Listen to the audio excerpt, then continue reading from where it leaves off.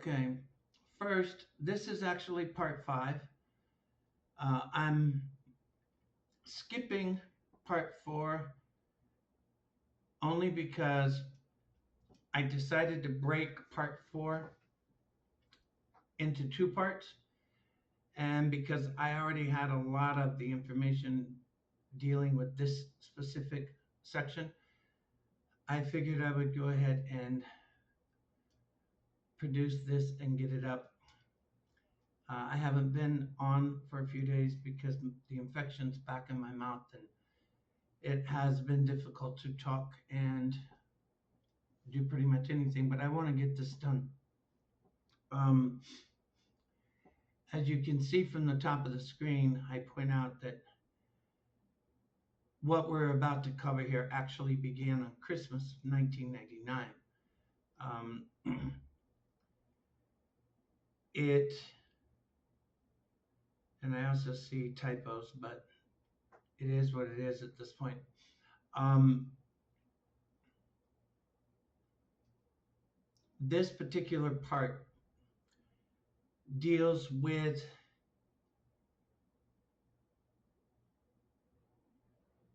February of 2000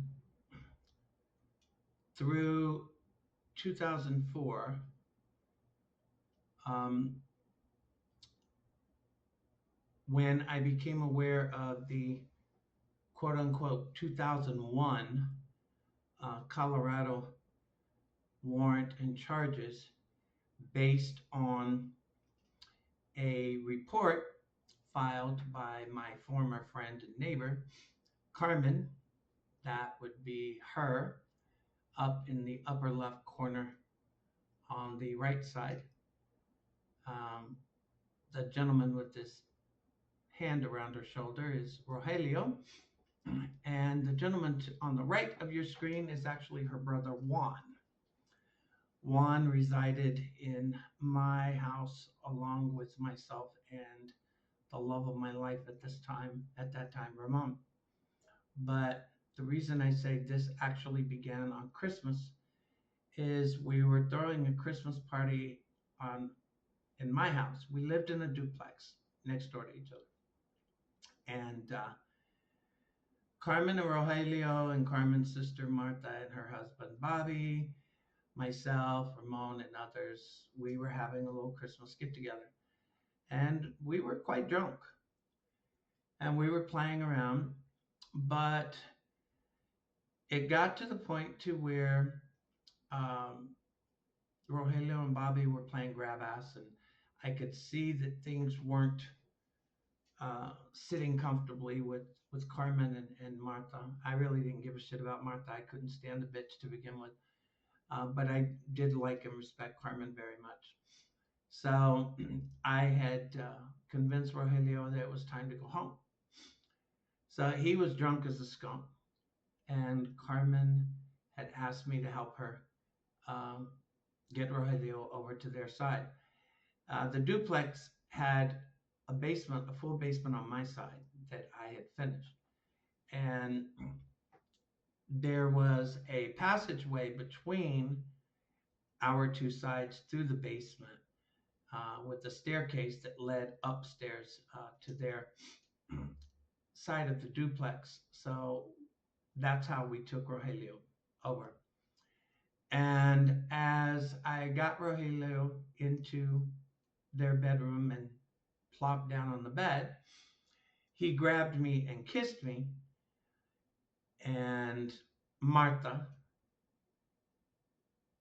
saw it and grabbed Carmen, and Carmen saw it. Carmen never said anything to me because she knows that it wasn't something I was trying to do. But it was something that started bad blood that really festered over the next year, and you will see that here.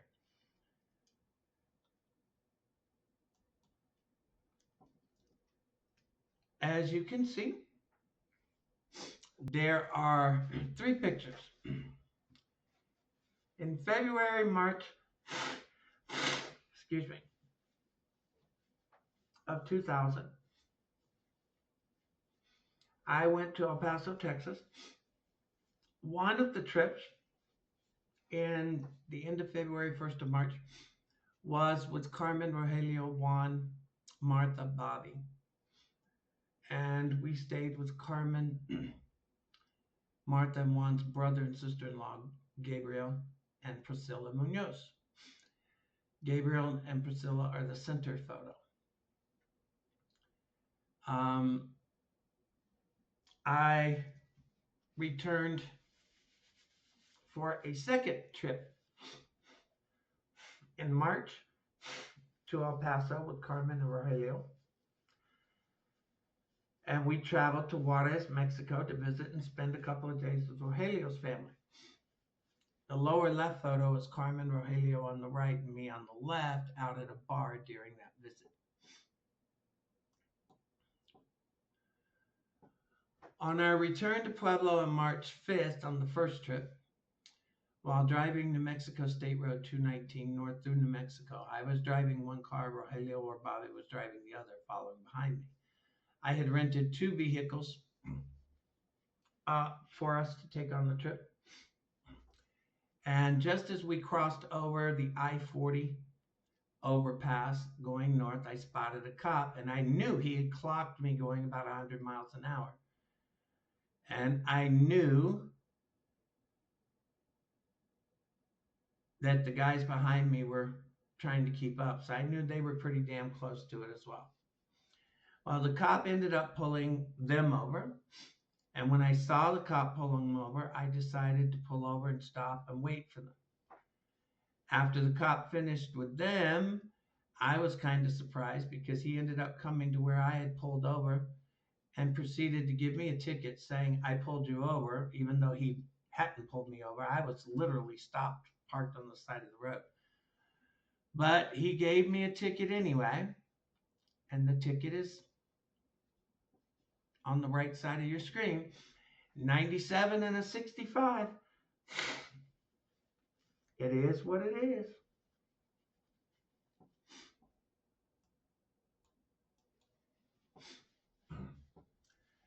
During the subsequent visit towards the end of March with Carmen and Rogelio,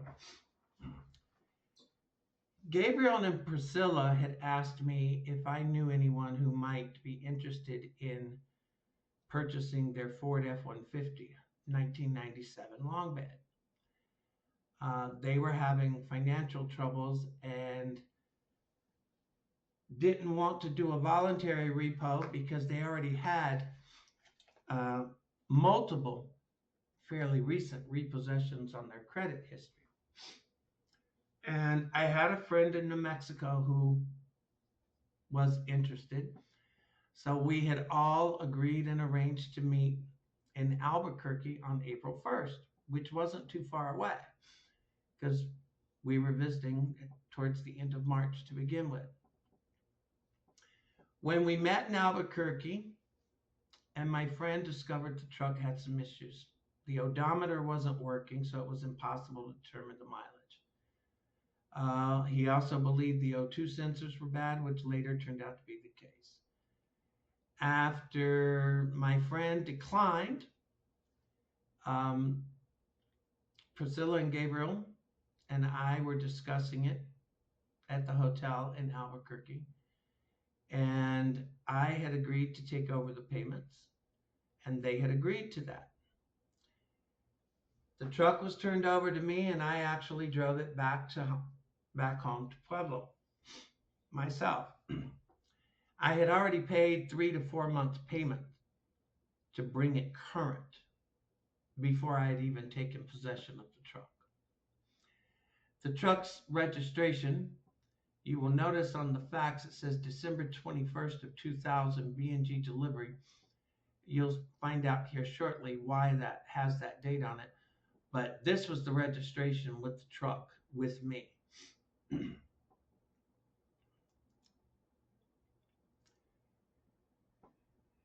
As you will learn in part 4 of this series, which covers 1997 through early 2000, I had been working with Ramon's mother, where I was doing some things that weren't necessarily quite legal, including driving vehicles that were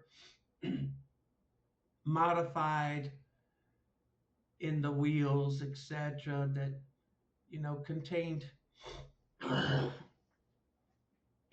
products,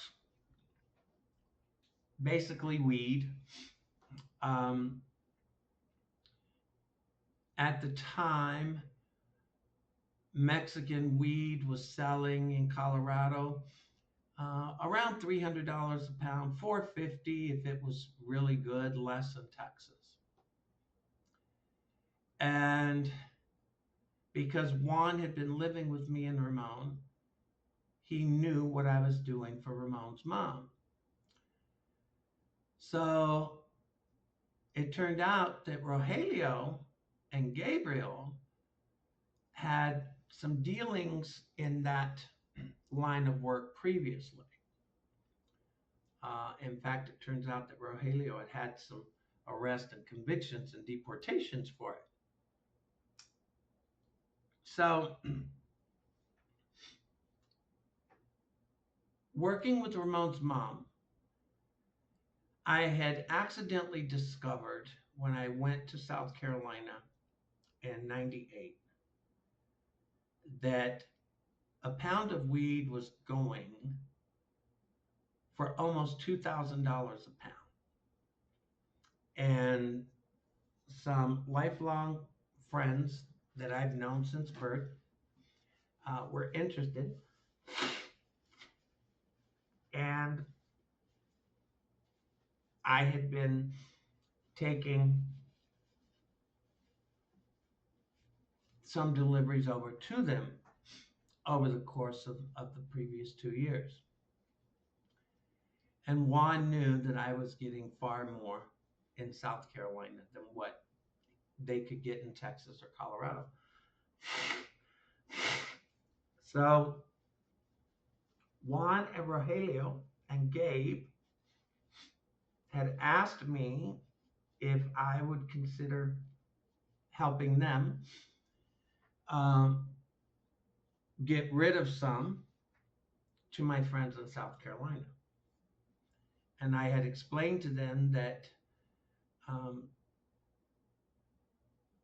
I could make them an offer at a reduced price to try it and see if it was something that met what they were looking for, but I couldn't just automatically tell them, look, here.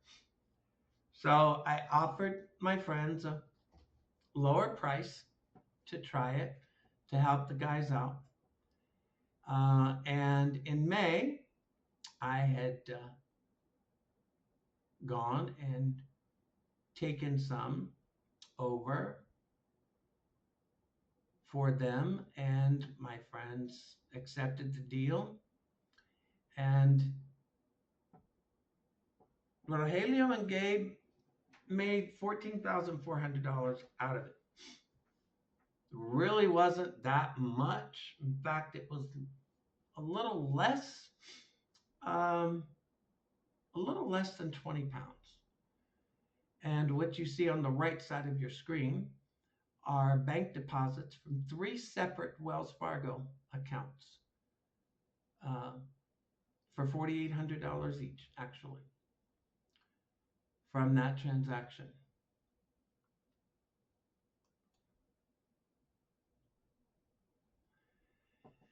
On my way back from that trip, I received a call from my parole officer telling me I needed to go into the office.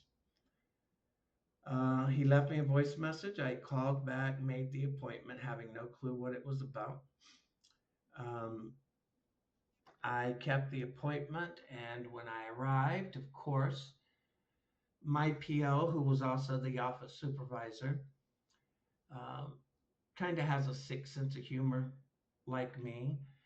So he initially came out acting as if I was in trouble for something. And he burst out laughing as soon as I started to ask what the hell was going on. And then he was telling me I needed to go up to the reception desk to sign some papers. That's when he told me that my neighbors, including Carmen, along with employers, instructors, etc., had contacted him asking that he consider recommending me for early discharge. He apparently agreed and had recommended me in April for early discharge to the parole board. And the parole board agreed and issued a absolute discharge on May 5th of 2000, 6 years prior to what my discharge date would have been. On May 5th of 2000, my sentence from the 86 unauthorized use of a financial transaction device and forgery pleas was complete. It was done.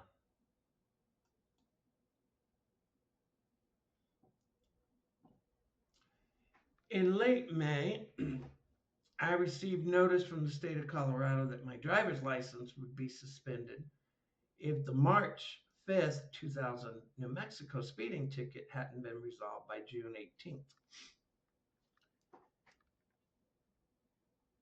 These are all important because of dates and documentation. I had gone back to South Carolina in June, and Rogelio and Gabe and Juan were supposed to ship 50 pounds of weed, 25 pounds per box, to me in South Carolina via FedEx. So I actually traveled to South Carolina in advance, and when the product arrived, we opened to inspect, and I was ready to blow my freaking lid.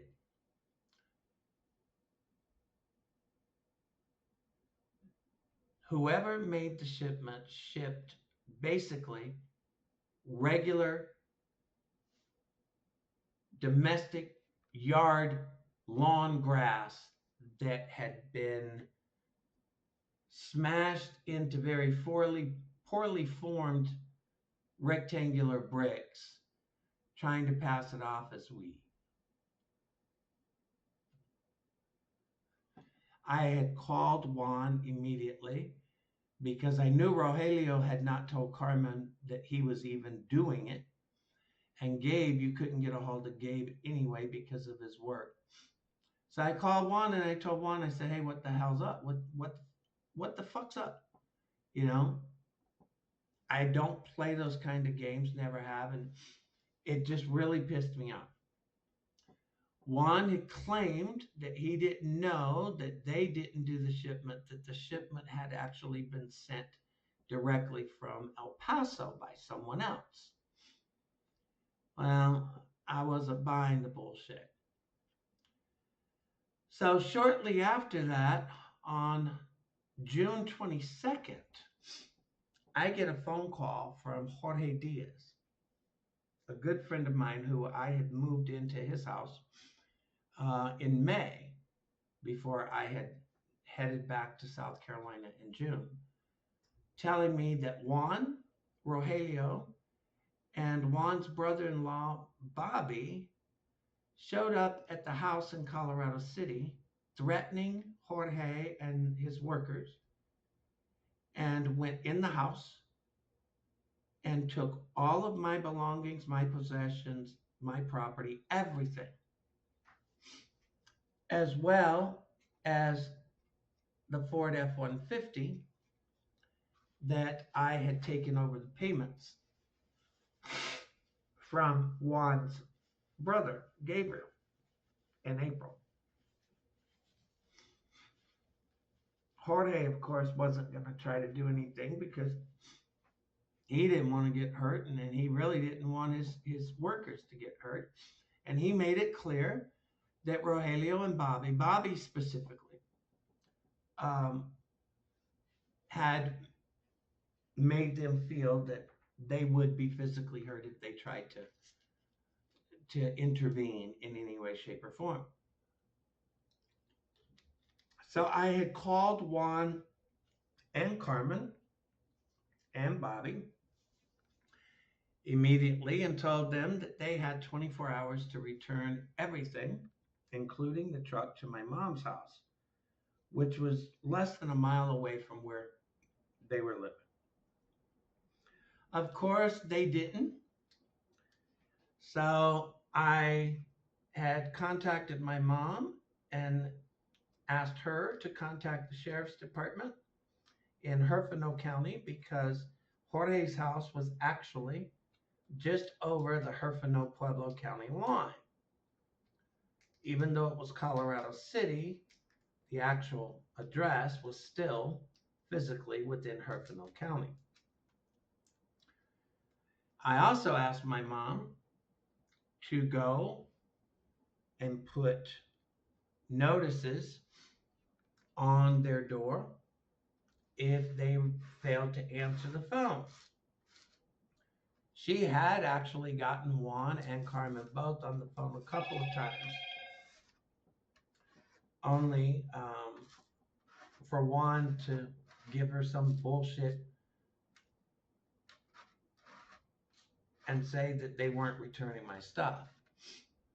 So this letter, dated June 26th, you can see, was what my mom had posted on the door at Carmen's house.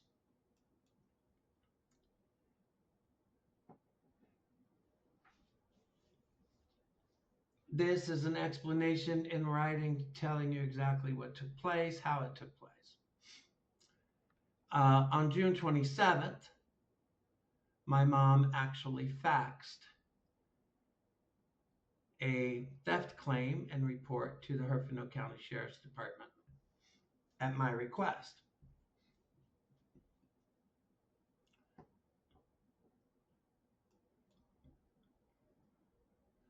On June 28th of 2000, Juan, Rogelio, and Carmen returned all my property and truck to my mom's house after they found out that they were about to be arrested and charged with strong-arm robbery, burglary of an occupied dwelling, kidnapping, auto theft, and more. I was still in South Carolina and had arranged for my mom and nephew to bring the truck to me and return in the rental car I had rented for the trip.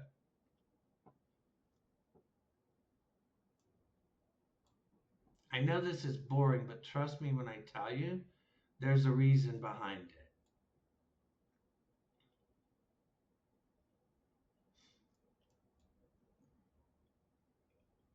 I ended up staying in South Carolina for much of July because I was working to help some friends who were crossed from Mexico into the U.S. by their employer, who their employer was working 6 to 7 days a week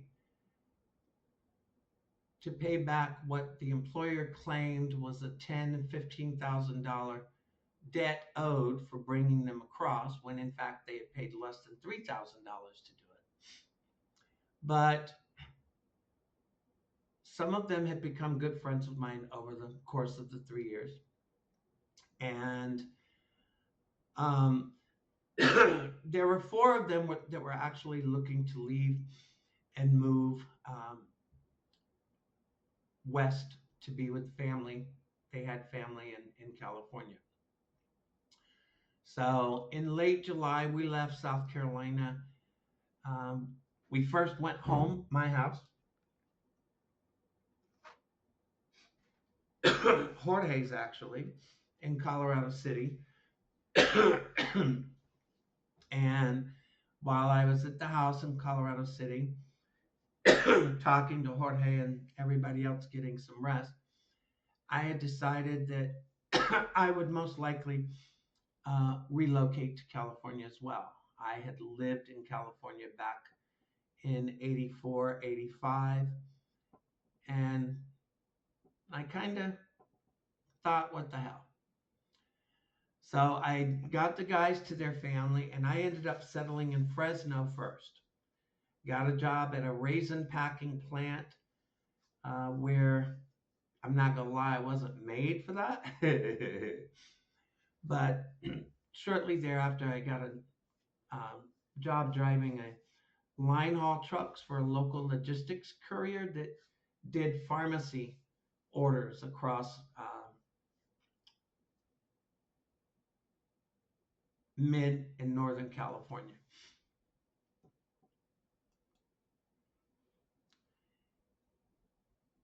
In August of 2000, I had a phone conversation with Carmen and Juan's sister-in-law, Priscilla. She had asked me about what I would say or think if she and Gabriel wanted the truck back. After thinking about the conversation, I sent Priscilla a letter on August 17th, which you see on the right of your screen. I had basically made it clear that if they really wanted the truck back, I would be okay with that, but that I would need to be repaid what I had paid in payments, what I had paid in repairs, um, and if that was good with them and that's what they wanted to do, then let me know.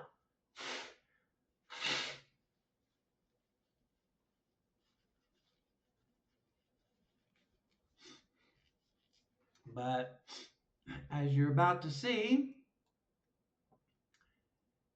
more than a month later in September, I hadn't even gotten a response back. No reply whatsoever. So I sent Priscilla another letter on September 25th of 2000. Still no response. But she didn't respond to me.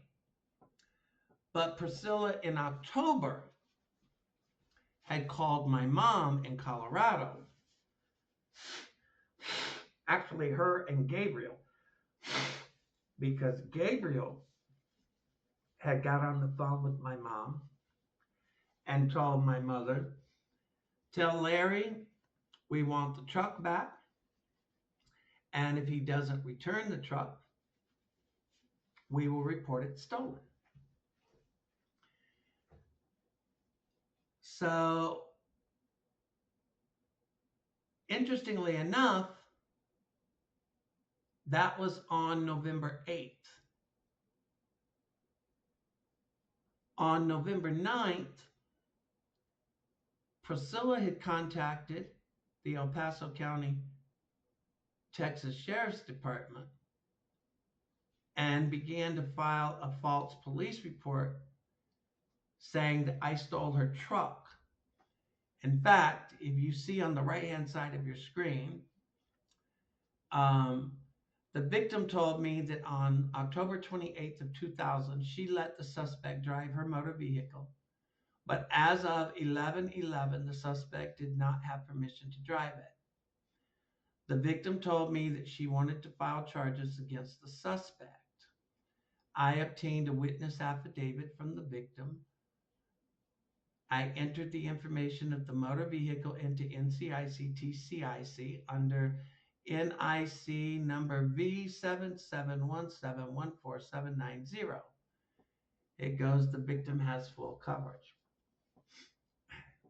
This is going to start to get even more interesting here in a minute. This, by the way, was a complaint that was dated 11/19 of 2000.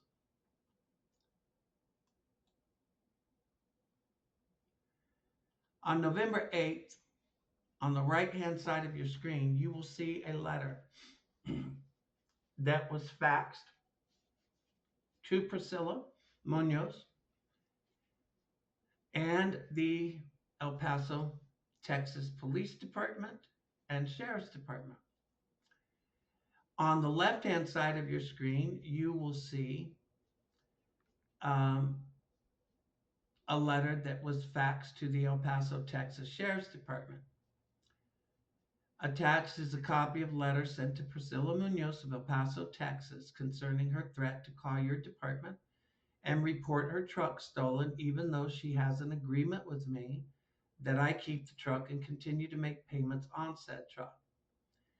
Ms. Munoz knows that I have made payments on this truck and even made 4 months worth of past due payments that she owed before we ever made a deal and before I ever took delivery of the truck from her. I have repeatedly told Ms. Munoz that if she now wants the truck back, that she is financially able to make the payments, I would return it to her and cease making payments on it when she has paid me the money I've paid on the truck and in repairs that were required due to her neglect. She has repeatedly told me she did not wish to pay me back and simply wanted me to pay off the truck as soon as possible. On November 8th of 2000, Ms. Munoz called my mother in Colorado and told her she was going to report truck to the El Paso Police and Sheriff's Department as stolen as of 5 p.m. 11/9 of 2000. When I tried to reach Ms. Munoz by phone, she refused to answer the phone after first checking caller ID. If Ms. Munoz reports this truck as being stolen to either of your departments, she will be filing a completely false police report. Well, she filed. She filed on November 9th, according to Deputy Mario Marquez. On November 9th, Priscilla Munoz told them that she let me have the truck on October 28th of 2000 because I was going to repair the fuel injection system. According to Ms. Munoz, the suspect told her that it would take him approximately 2 weeks to repair the truck. Blah, blah, blah this, blah, blah, blah that. Ms. Munoz agreed. On November 9th, I advised Ms. Munoz that the 2 weeks had not passed yet and that I could not initiate a report. But I obtained all the information. I advised the victim to wait a few more days to report the truck stolen. I advised her that I would handle the report and she agreed. On November 19th, I made contact with the victim. The victim told me that she had not heard from the suspect and does not know where her truck is since the original day. The victim told me that the suspect used to be a roommate of her brother-in-law in Pueblo, Colorado. The victim's suspect told me that the suspect's social security number, blah, blah, blah, blah, blah. Ms. Munoz also told me that Mr. Sinclair is homosexual. Not sure what that had to do with the false allegation of auto theft, but anyway, this is the part I want you to pay close attention to. Ms. Munoz also told me that Mr. Sinclair might have problems with the IRS because he cashed 2 income tax checks that were not his, and the person affected by this made contact with the Internal Revenue Service. This is a narrative written by Deputy Mario Marquez, badge number 1240. Now on the bottom you see where it says the plan exposed months before in filing first false report. You'll see what I mean here in a minute.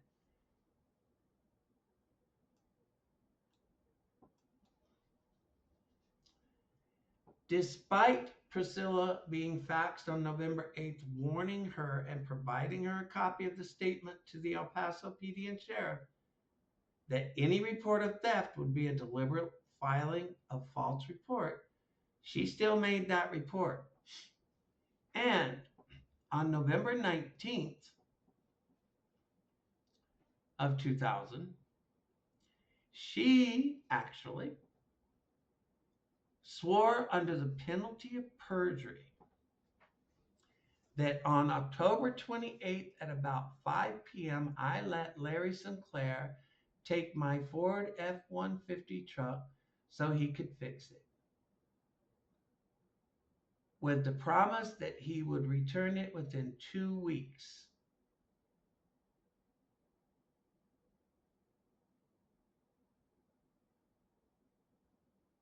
Larry has not returned my truck, and I do not know where he is or where my truck is. I did not give permission to Larry to keep my truck after November 11th of this year. I wish to file charges for unauthorized use of my vehicle. I have read the above statement and I find it true and correct to the best of my knowledge. Priscilla Munoz. Now remember, she says she gave me the truck on October 28th, even though the truck was delivered to me on April 1st. On December 14th, I sent Priscilla another letter, as you see here. Again, giving her the opportunity to simply pay me back for what was in the truck, and I would be more than happy to return it to her. On November 27th of 2000, Detective Rodriguez was assigned the Munoz report for follow-up. He tried from almost immediately to meet with Priscilla and Gabriel, and they flat out ignored him. He did not actually meet with them and speak with them until January 16th of 2001. On December 21st, because I had already been in contact with Detective Rodriguez, I had already been made aware that the false report had in fact been filed. So on December 21st, I faxed Detective Rodriguez all documents showing that they had filed a false police report and were flat out lying. Showing when I took delivery of the truck, showing payment records, showing repair bills and invoices, all of it, and letters to her.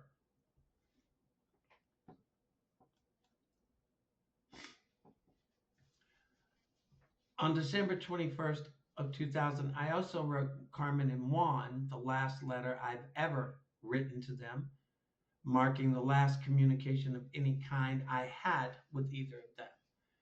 On the right-hand side of your screen, you will say, this is part of Detective Rodriguez's narrative report.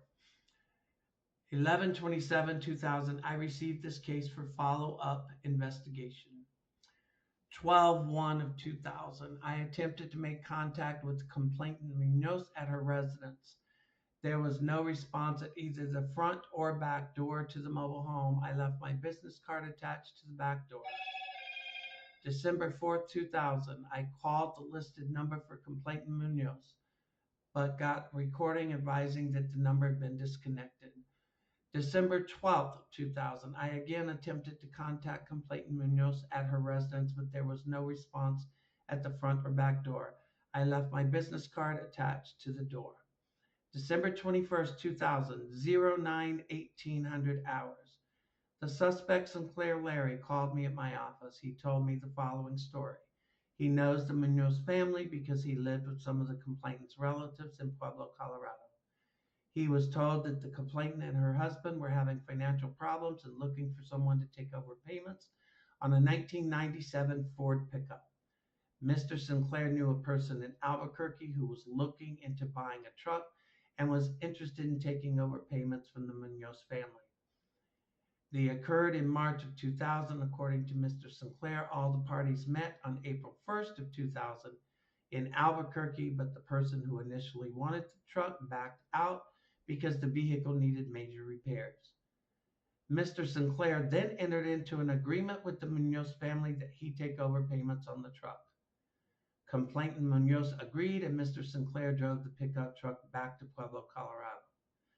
Mr. Sinclair stated that he would fax me paperwork indicating that he has had the truck for quite some time prior to the complainant having filed the police report, and that on the date the complainant stated he had taken the truck from her residence, he was working a 14-and-a-half-hour day. Mr. Sinclair also told me that the complainant had been wanting the truck back and threatening to report it as stolen unless he returned it. Mr. Sinclair had sent letters to complainant stating that he would return the truck if she would repay him for the payments as well as repairs that he had made to the vehicle. 094900 hours. Suspect Sinclair faxed me 18 pages of information with dates prior to October 28, 2000, indicating that he indeed had the truck prior to the reporting being filed, and copies to include payments to Household Automotive Finance Corporation, vehicle repairs and maintenance. Item number 17 is a copy of a letter suspect Sinclair sent to complainant Munoz. 10:35 hours. Suspect Sinclair faxed me a cover sheet and a copy of his time card showing that on October 28, 2000, he was at work for 14.5 hours. December 22nd of 2000, I sent a fax to Sheriff Office Dispatch requesting that the vehicle in question be removed from the NCIC, TCIC. This is the December 21st letter that I mailed to Carmen and Juan because this had just gotten ridiculous. From June of stealing everything out of mine and Jorge's house, threatening Jorge and the guys with violence if they tried to stop them, Priscilla and Gabriel filing false police reports of auto theft. Enough was enough. On 12/28/2000, 1400 hours, Detective Rodriguez again. I attempted to the complainant at the secondary address, but again, there was no response at the front door. I left my business card attached to the front door. January 1st, 2001, 1144 hours. Complainant Munoz called and left a message on my voicemail and her telephone number. She called again at 12:15 hours and left her pager number stating that she was going to be gone from her residence. I called her at her pager number and left a voicemail for her to call me. Complainant Munoz called me back and I made an appointment to meet with her on Thursday, 1/11/01 at 10 a.m. at her residence. I advised Ms. Munoz of what suspect Sinclair had said and the documentation that he had faxed to me to include the paperwork that had dates prior to the time of the report. I advised Ms. Munoz of the consequences of filing a false police report. On January 11th, 2001, at 10:10 hours, I drove to keep my appointment with complainant Munoz. There was no response at either the front or back door.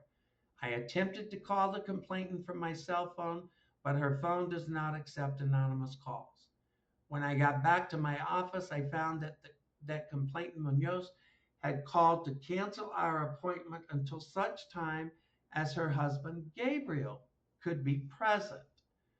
I called the complainant and rescheduled the appointment for January 16, 2001 at 10:00 hours.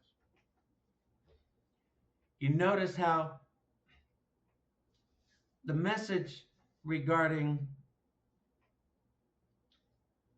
or advising Priscilla of the documentation that had been faxed to the sheriff's department, hurry up and had her not keep that appointment.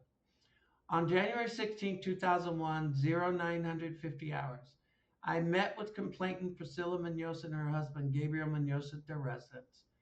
I began by telling them the information and the documentation that Mr. Sinclair had sent me.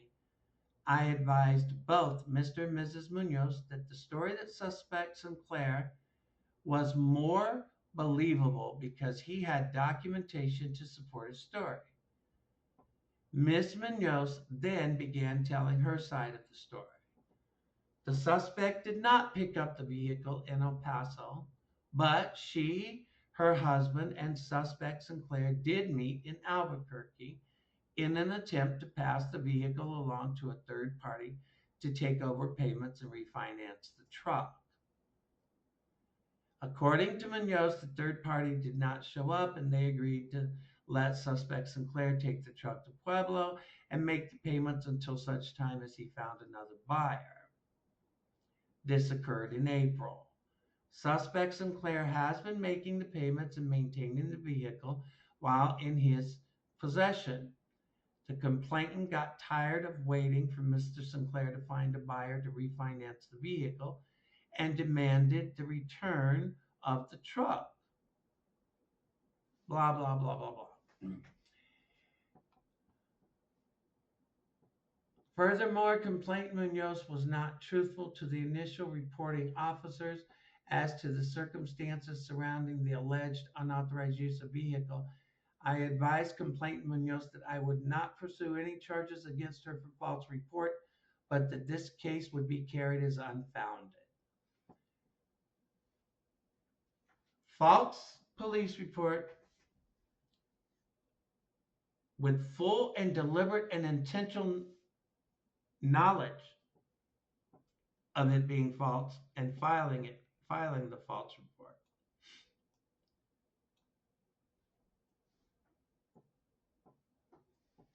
On January 30th, I faxed an additional letter and information to Detective Rodriguez.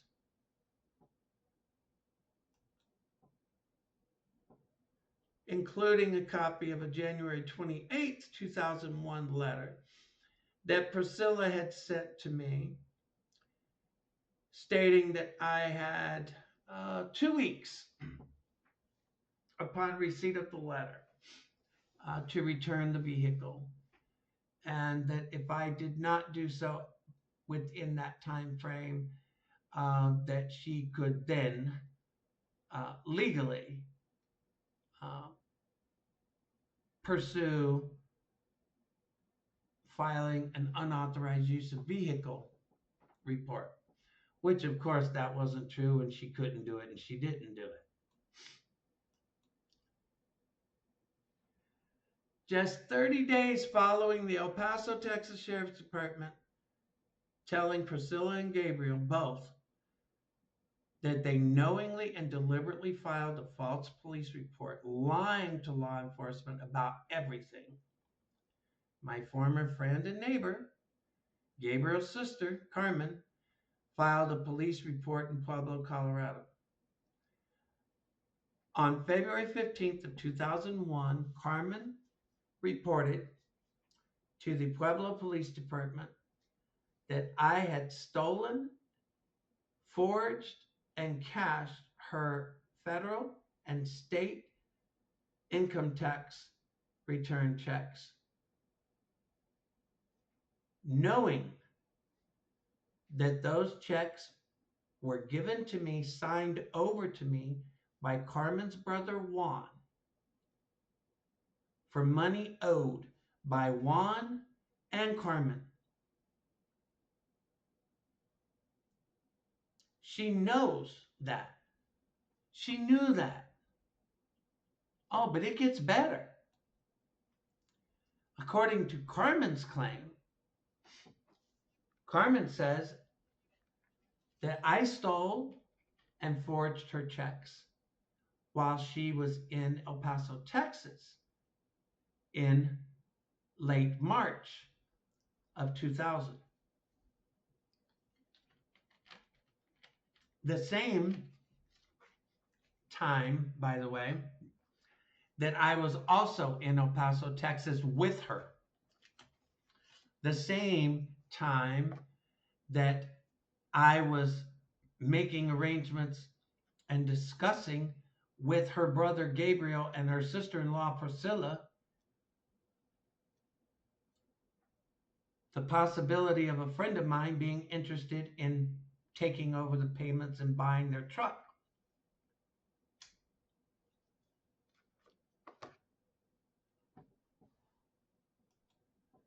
But it didn't matter. Carmen's report still alleges and makes the claim. But interestingly enough, the claim the checks were stolen and forged, like I said, are knowingly false. The dates that Carmen alleged they were stolen, that she was in El Paso alleging I was in Pueblo, wasn't true because I was in El Paso with her. Despite this being filed in 2001, I only became aware of the matter in 2004. And when I did become aware of it, I immediately contacted the Pueblo County District Attorney's Office, as well as filing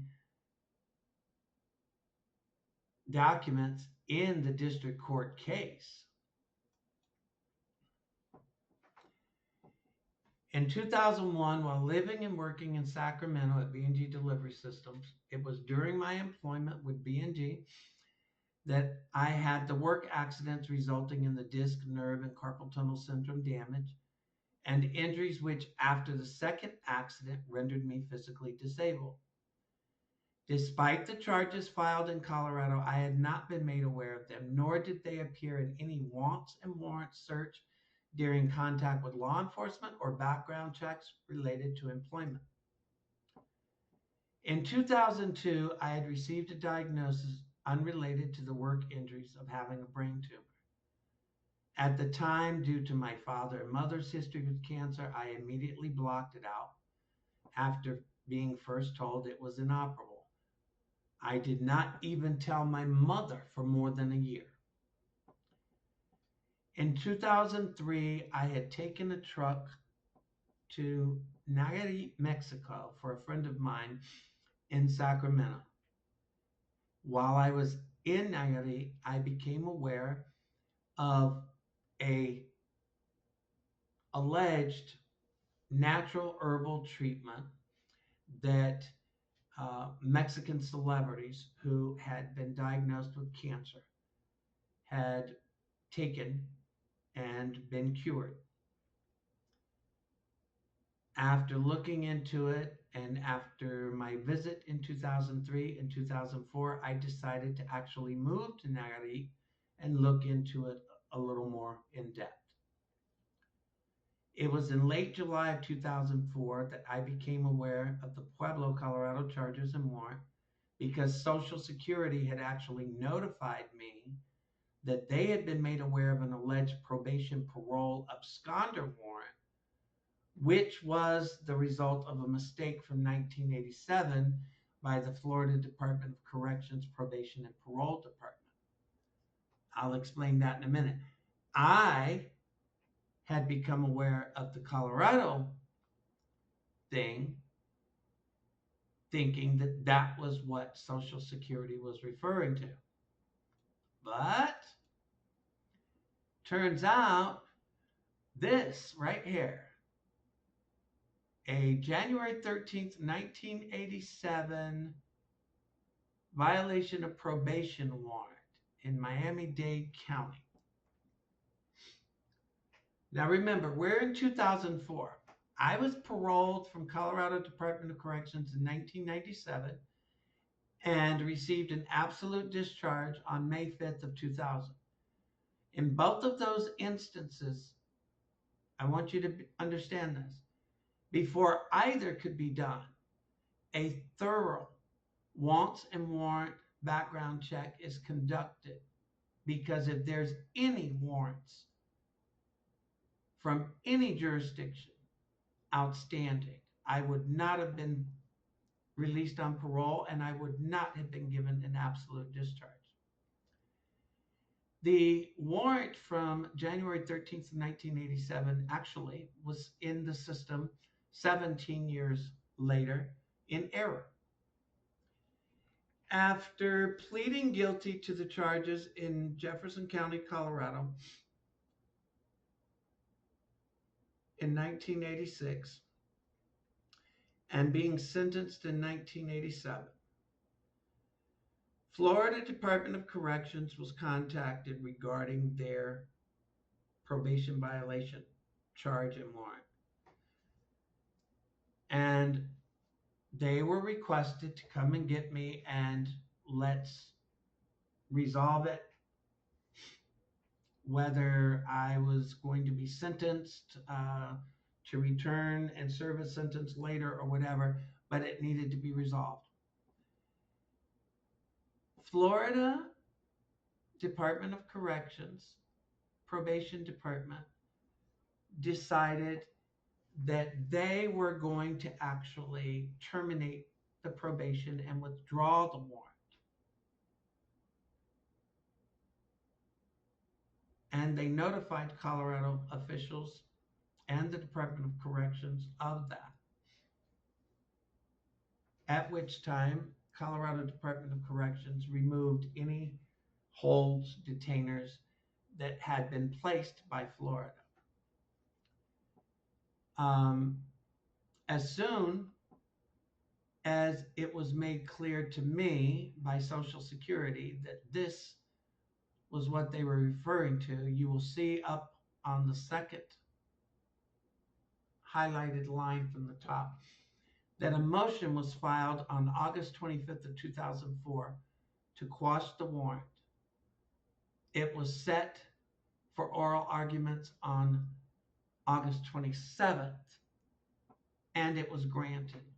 The reason it was granted is because the warrant should have never still been in the system to begin with. Florida had actually terminated the probation. Even though the motion was granted, the court didn't actually enter the order terminating probation until April 19th of 2005. And that had been done after I had to contact the public defender's office because it was still showing as being on probation when in fact the probation had been terminated. This also is a good example of when and why I tell people that just because you say that you have official records from any agency doesn't mean the information contained on those records is accurate or correct. And this is just one of several instances that's going to prove that point in this series.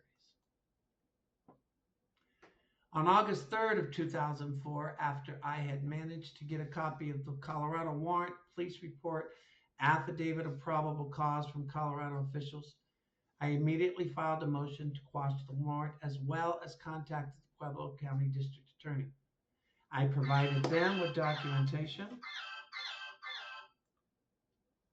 I provided them with everything that was necessary to demonstrate that the allegations made in the police report were in fact false, were in fact untrue. I continued working with the Colorado District Attorney's Office. Never, contrary to people's claims, never was I actively fleeing or avoiding or trying to somehow get out of something, because,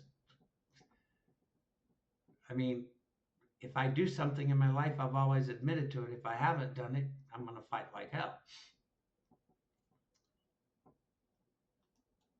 What you're seeing here is a copy of the affidavit that was filed on August 3rd. And it details the false police reports filed by Carmen's brother and sister-in-law only, 4 or 5 months prior to Carmen's report being filed in Pueblo. Um, it provides copies of the uh, statement by Priscilla in November, stating that I was going to have issues over income tax checks if I stole and forged something belonging to you and you knew about it months earlier. Why would you not contact the police and file the complaint as soon as you become aware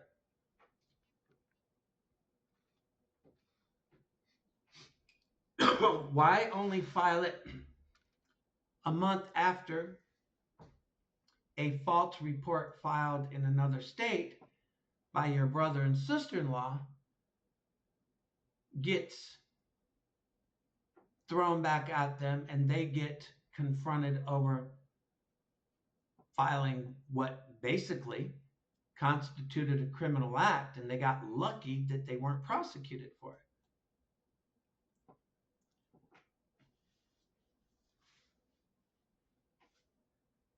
Like I said, on June 22nd of 2000, Juan Rogelio and Juan's brother-in-law Bobby Martinez in Pueblo went to my and Jorge's home in Colorado City and by force and threat stole every single piece of my property and belongings and vehicle.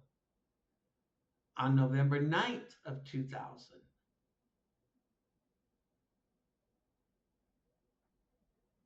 the brother and sister-in-law of Carmen and Juan in El Paso, Texas, filed a knowingly false report with the sheriff's department claiming I stole their truck in person at their home on October 28th of 2000, even though I hadn't been at their house since late March of 2000. On November 19th of 2000, Priscilla Munoz, Carmen's sister-in-law, tells El Paso County, Texas Sheriff Deputy Marquez, Mr. Sinclair might have problems with the IRS because he cashed 2 income tax checks that were not his, and the person affected by this made contact with the IRS. Now, this is in a report narrative from Deputy Marquez, dated November 19th, narrating what Priscilla had related to him and his partner on November 8th or November 9th and November 11th, exactly 1 month after Gabriel and Priscilla were confronted by Detective Rodriguez on January 16th of 2001 with the fact that they filed a false report.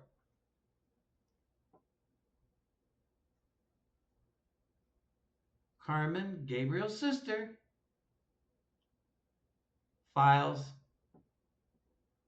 a report with the Pueblo Police Department with the exact claims that Priscilla made to the El Paso deputy during her filing of a false report months earlier. This matter is going to surface again in an upcoming part of this series as we get to the year 2008 and beyond. You will see how from 2008 through June of 2014, this case, despite the district attorney assigned to it, preparing to dismiss it in 2008, it was hijacked by politically motivated assistant DA who conspired with Politico's Ben Smith, anonymous bloggers, and believe it or not, the Obama Biden admin to misrepresent it for the very purpose of trying to discredit me. Even worse than that, you're going to see in an upcoming part of this series that very assistant district attorney provided his co-conspirators and alleged crime victims' personal contact information, phone number, address, everything, with direct, specific instructions for them to aggressively harass, threaten, and intimidate this person via phone and US mail, using caller ID spoofing to make my name appear as the caller and to sign my name and use my return address on every letter mailed in an attempt to make the alleged victim demand I be arrested and prosecuted.